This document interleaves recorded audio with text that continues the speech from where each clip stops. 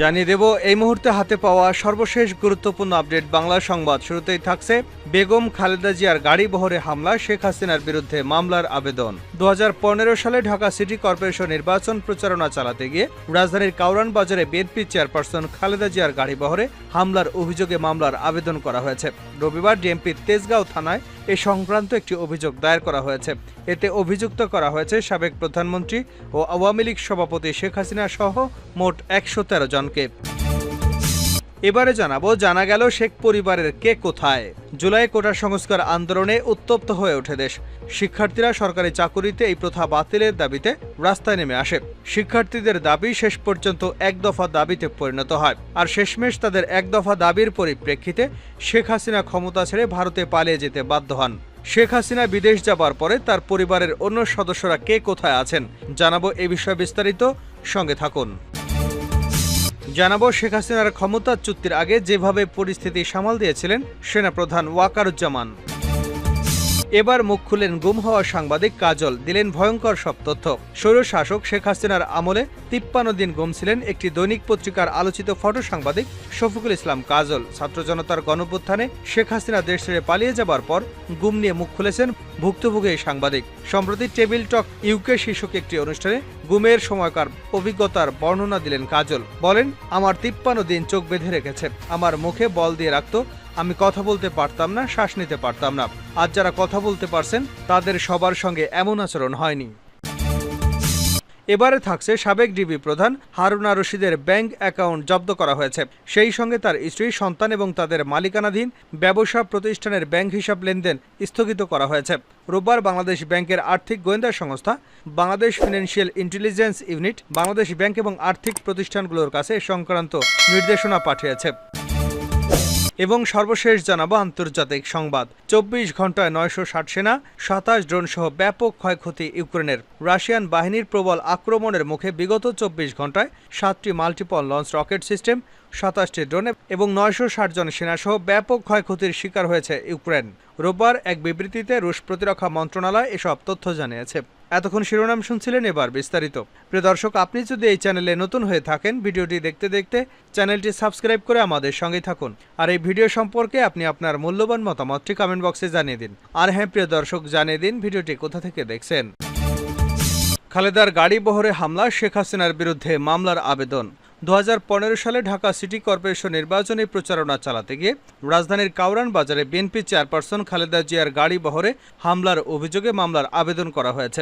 রবিবার ডিএমপির তেজগাঁও থানায় এ সংক্রান্ত একটি অভিযোগ দায়ের করা হয়েছে।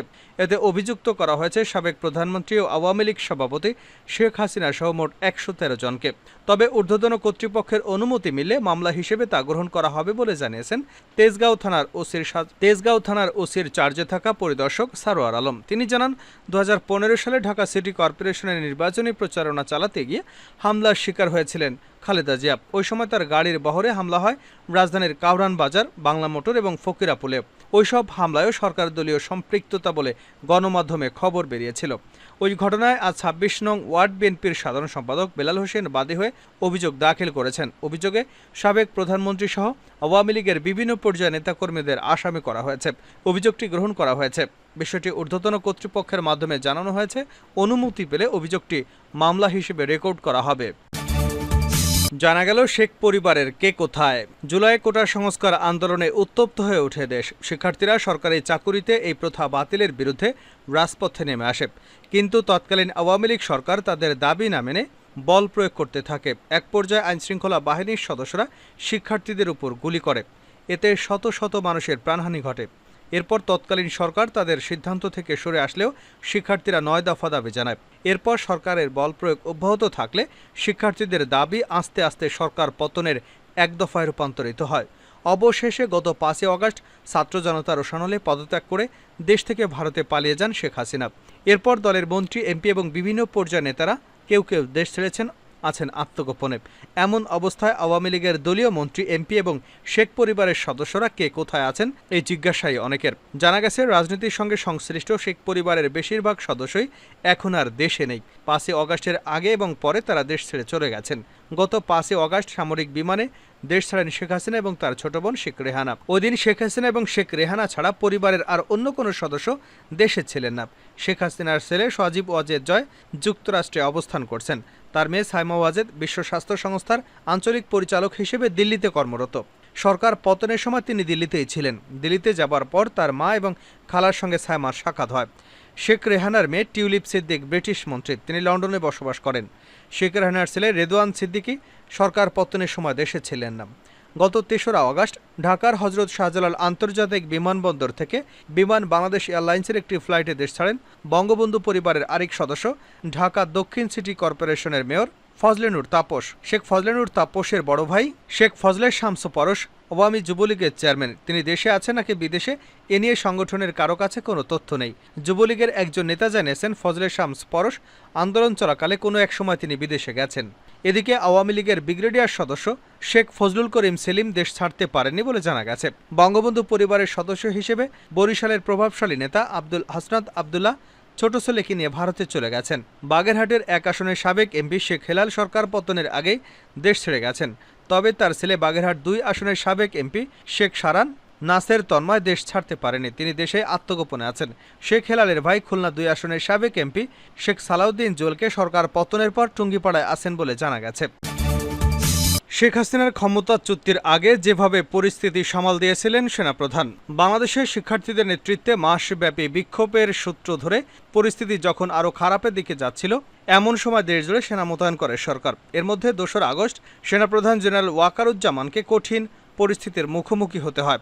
ওই দিন এক বৈঠকে তরুণ সেনা কর্মকর্তারা দেশের পরিস্থিতি নিয়ে ক্ষোভ প্রকাশ করেন। বৈঠক সম্পর্কে অবগত একটি সূত্র থেকে এ তথ্য পেয়েছে ভারতের সাপ্তাহিক সংবাদ সাময়িকী দ্য উইক।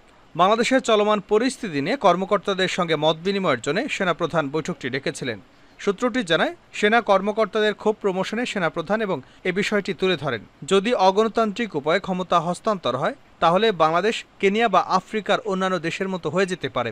কর্মকর্তাদের সংযত থাকার পরামর্শ দিয়ে সেনাপ্রধান বলেন, আমাদের দেশে 1970 সালের পর এমন গণবিক্ষোভ আর কখনো হয়নি, তাই এটি একটি ব্যতিক্রম ঘটনা, আমাদের সবাইকে ধৈর্য ধরতে হবে। তরুণ সেনা কর্মকর্তাদের ক্ষোভ প্রকাশের মধ্য দিয়েই বৈঠকটি শেষ হয়। এর 3 দিন পর 5 অগাস্ট শেখ হাসিনা একটি সামরিক হেলিকপ্টারে চড়তে বাধ্য হন। সেটা তাকে ভারতীয় সীমান্ত পেরিয়ে আগরতলা নিয়ে যায়। সেখানে বাংলাদেশ সেনাবাহিনীর একটি C-130 পরিবহন উড়োজাহাজ অপেক্ষমান ছিল। সেটা তাকে দিল্লির উপকণ্ঠে হিন্দন বিমান ঘাঁটিতে নিয়ে যায়। জেনারেল ওয়াকারুজ্জামানের অবস্থা ছিলেন অস্বস্তিকর, কারণ শেখ হাসিনা নিয়োগ দিয়েছিলেন তাকে। তাছাড়া বৈবাহিক সূত্রে তিনি শেখ হাসিনার আত্মীয়। বিষয়টি সম্ভবত তাকে অস্থিতিশীল পরিস্থিতি সম্পর্কে আরও সতর্ক করে তুলেছিল। বিশৃঙ্খলার মধ্যে অপরাধমূলক কর্মকাণ্ড মোকাবিলা স্বাভাবিক অবস্থায় ফিরিয়ে আনতে সেনা মোতায়েনকে যৌক্তিক হিসেবে তুলে ধরেন সেনাপ্রধান। বাংলাদেশ সেনাবাহিনীকে ভালোভাবে দায়িত্ব পালন করেছে। তারা 1719টি গুলি ছুড়েছে, 14,000 ফাঁকা গুলি ছুড়েছে এবং দেশের বিভিন্ন স্থানে সহিংস জনতার মুখোমুখি হয়ে 31টি উত্তপ্ত পরিস্থিতি সামাল দিয়েছে। মত বিনিময় সেনাপ্রধানদের পদক্ষেপের বৈধতা নিয়ে তদন্তের আহ্বান আসে। তরুণ মেজর মোহাম্মদ আলী হায়দার ভূঁইয়া সেনা মোতায়েনকালে সেনাবাহিনীর যে ভূমিকা রেখেছে তার বৈধতা নিয়ে প্রশ্ন তোলেন। নিজের বক্তব্যের পক্ষে যুক্তি দিয়ে তিনি পবিত্র কোরআন থেকে উদ্ধৃত করেন। তিনি দমন পীড়নের বিরুদ্ধে আল্লাহর করুণা ভিক্ষা করেন এবং এতে যুক্ত না হওয়ার কথা বলেন। একজন কনিষ্ঠ কর্মকর্তার এই আচরণের পরিপ্রেক্ষিতে জেনারেল ওয়াকারুজ্জামান শুধু বলেন আমিন। নারী কর্মকর্তা মেজর হাজিরা জাহান এ ঘটনায় শিশুদের প্রাণহানি এবং এর ন্যায় বিচার হওয়ার উপর গুরুত্ব দেন। তিনি উদ্বুদ্ধ পরিস্থিতিতে সেনাবাহিনীর উপর জনগণের অসন্তোষ বাড়তে থাকা নিয়ে উদ্বেগ প্রকাশ করেন। সেনাপ্রধান তার সঙ্গে একমত পোষণ করেন। বাংলাদেশ মিলিটারি একাডেমির এক কর্মকর্তা র্যাপিড অ্যাকশন ব্যাটালিয়ন ও বর্ডার গার্ড বাংলাদেশের কয়েক কর্মকর্তার অগ্রহণযোগ্য কর্মকাণ্ডের কথা তুলে ধরেন। জবাবে জেনারেল ওয়াকারুজ্জামান বলেন, পরিস্থিতি ঠিক হলে এগুলো দেখা হবে। সেনাবাহিনীর উপর জনগণের সমর্থন কমে যাওয়ার কথা তুলে ধরে সেনা সদস্যদের ব্যারাকে ফিরিয়ে নেওয়ার পরামর্শ দেন 5 এয়ার ডিফেন্স রেজিমেন্টের commanding officer lieutenant colonel Mahbub. চট্টগ্রামের আরেক কর্মকর্তা আহত শিক্ষার্থীদের সহায়তার মাধ্যমে সেনাবাহিনীর ভাবমূর্তি ফিরিয়ে আনতে কাজ করবার পরামর্শ দেন। সবশেষে জেনারেল ওয়াকারুজ্জামান যে সামাজিক চাপের মুখোমুখি হচ্ছেন তা তুলে ধরে এবং নিজের হতাশা প্রকাশে আইয়ুব বাচ্চুর একটি গানের কথা তুলে ধরেন। শেষ করছে আন্তর্জাতিক সংবাদ দিয়ে। 24 ঘন্টায় 960 সেনা এবং 27 ড্রোন সহ ব্যাপক ক্ষয়ক্ষতি ইউক্রেনের। রাশিয়ান বাহিনীর প্রবল আক্রমণের মুখে বিগত 24 ঘন্টায় 7টি মাল্টিপল লঞ্চ রকেট সিস্টেম, 27টি ড্রোন, 960 জন সেনাসহ ব্যাপক ক্ষয়ক্ষতির শিকার হয়েছে ইউক্রেন। রোববার এক বিবৃতিতে রুশ প্রতিরক্ষা মন্ত্রণালয় এসব তথ্য জানিয়েছে। মন্ত্রণালয়টি জানিয়েছে, রুশ বিমান প্রতিরক্ষা ইউনিট বিগত 24 ঘন্টার মধ্যে ইউক্রেনের মার্কিন নির্মিত 7টি হাইমার্স মাল্টিপল রকেট, ফ্রান্সে উৎপাদিত একটি বিশাল ধ্বংসযজ্ঞ সৃষ্টিকারী বোমা এবং 11টি বিশেষ সামরিক ড্রোন সহ 27টি ড্রোন ভূপাতিত করেছে। ইউক্রেনে বিশেষ সামরিক অভিযান শুরু হবার পর থেকে রাশিয়ান বাহিনী সব মিলিয়ে 639টি ইউক্রেনের যুদ্ধবিমান, 282টি হেলিকপ্টার, 30,112টি মনুষ্যবিহীন ড্রোন, 575টি বিমান বিধ্বংসী ক্ষেপণাস্ত্র ব্যবস্থা, 17,320টি ট্যাঙ্ক এবং অন্যান্য সাজোয়া যুদ্ধযান, 1,411টি মাল্টিপল রকেট লঞ্চার, 13,049টি বিশেষ ফিল্ড আর্টিলারি এবং 49টি মোটরযান ধ্বংস করেছে। বিবৃতিতে আরও বলা হয়েছে, ইউক্রেনের সশস্ত্র বাহিনী ব্যালট গ্রুপ সাউথ এলাকায় রুশ বাহিনীর সঙ্গে যুদ্ধ এবং 24 ঘন্টায় 720 জন সৈন্য, 2টি ফিল্ড ডিপো এবং একটি জ্বালানি সরবরাহ ডিপো হারিয়েছে।